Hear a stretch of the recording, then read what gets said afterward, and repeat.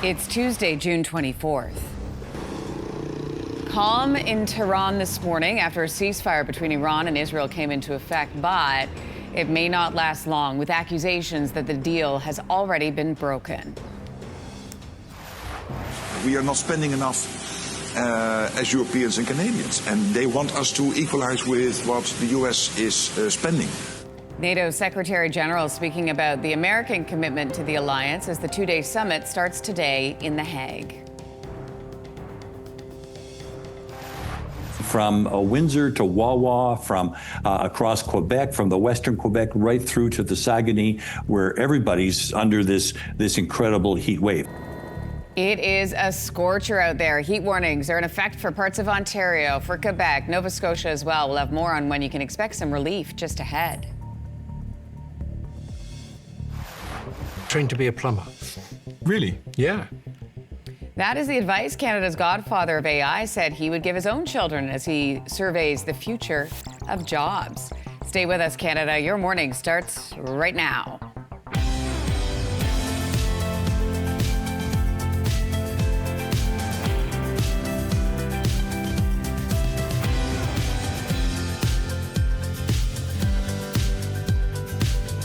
Welcome to your morning, everybody. Anne-Marie Mediwake today. I'm Lindsey Deluce. And therefore, surprise, I'm Teddy Wilson. Good morning, Canada. Hope you're well. Teddy, great to have you. Thank you. Nice to be here. Fresh from Newfoundland. That's coming right. on How was it? Oh, my goodness. Yeah, I'll pepper comments about it throughout the show, but I can just say it was fantastic. Thank you to everybody who said hi. Yeah. A lot of folks out there love your morning and love you too, and Anne-Marie and the whole crew. And it was just a really amazing time. Obviously, the people incredible and the landscapes really blew my mind. It was an incredible trip. I've always wanted to visit the province, so it was really great. So, and then you've got the greeting from there that you're going to play later? I do have a greeting on my You do? phone. Yeah, I haven't uploaded it though, so I'm already back, and I forgot to upload it when I was on vacation. In half an hour, we'll put up the QR code, but you have to wait until Oh, in half an hour. Okay, Yeah, that's in called a half an hour. tease in the TV business. It's true. Speaking of greetings, when you were gone, we got a greeting where someone had written our names in the sand to say good morning, and it was all three of us, and then Teddy. So you were right in there with us. I made it in. That was actually his greeting. Right? That he sent it. I pretended I was see it. Helen from Saskatchewan, but that was That's actually right, me. yeah. Anyway, it's good to be back, and hello to everybody who said hi out there, and hello to all of you, Canada. And let's turn to the top news stories we're following for you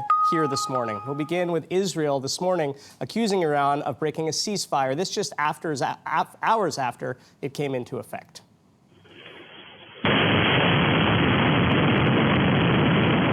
So there was a brief calm only after the two sides exchanged more strikes before the deal took hold. Explosions were reported across southern Israel. 4 people were said to have been killed. Israel, meanwhile, hit a missile site in western Iran. But what happens now? Israel is vowing to respond forcefully. State media in Iran calls accusations it violated the ceasefire wrong. And how will U.S. President Donald Trump respond? Well, after he made this post online saying, the ceasefire is now in effect, please don't violate it.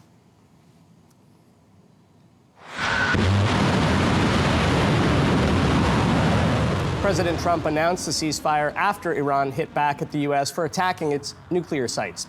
Iran says it attacked the largest U.S. military base in Qatar. Iran gave notice to the U.S. and Qatar hours before the strike, and no injuries were reported. And Ottawa is now using buses to get Canadians out of Israel and the West Bank. Canada also has buses stationed at the border crossing between Iran and Turkey. This after Ottawa said it would help Canadians flee the region after they find their own way to neighboring countries. A little more than 60 Canadians yesterday left Israel and the West Bank by bus. Officials say just 10 people made use of the buses stationed at the Iranian border. Canada started offering spots on buses after countries like France and Australia also provided this service. And Prime Minister Mark Carney is in The Hague this morning for the NATO summit, a day after signing a new security and defense pact with the European Union. It will help us deliver on our new requirements for capabilities more rapidly and more effectively. It will help build our industries, secure our jurisdictions. The new security and defense pact is meant to diversify trade and defense industrial partnerships. It's also a first step toward more defense procurement from Europe and an eventual plan to get Canada into the Rearm Europe military program. As for his trip to the Netherlands for the NATO summit, today Prime Minister Carney will meet with several European leaders before a family photo and dinner. Full meetings are being held tomorrow when U.S. President Donald Trump will also attend. To other news today, heat warnings are now in Nova Scotia as extreme heat continues in parts of Ontario and Quebec, meaning people are doing whatever they can to cool down. Trust me, it's a volcano outside. Well said. Today, Toronto will be slightly cooler than yesterday. This after the city saw the highest recorded temperature in nearly 10 years on Monday, 36 degrees Celsius, but it felt like 46. After the controversial decision to close city pools early on Sunday, some were open until midnight and people lined up for hours to get a chance at going for a swim. Meanwhile, Ottawa set the record for the warmest June 23rd ever recorded there as temperatures peaked at 35 degrees Celsius. Heat warnings are in effect until tonight. During this time, it would be less appropriate to go somewhere hot than somewhere cold because right now it's really hot.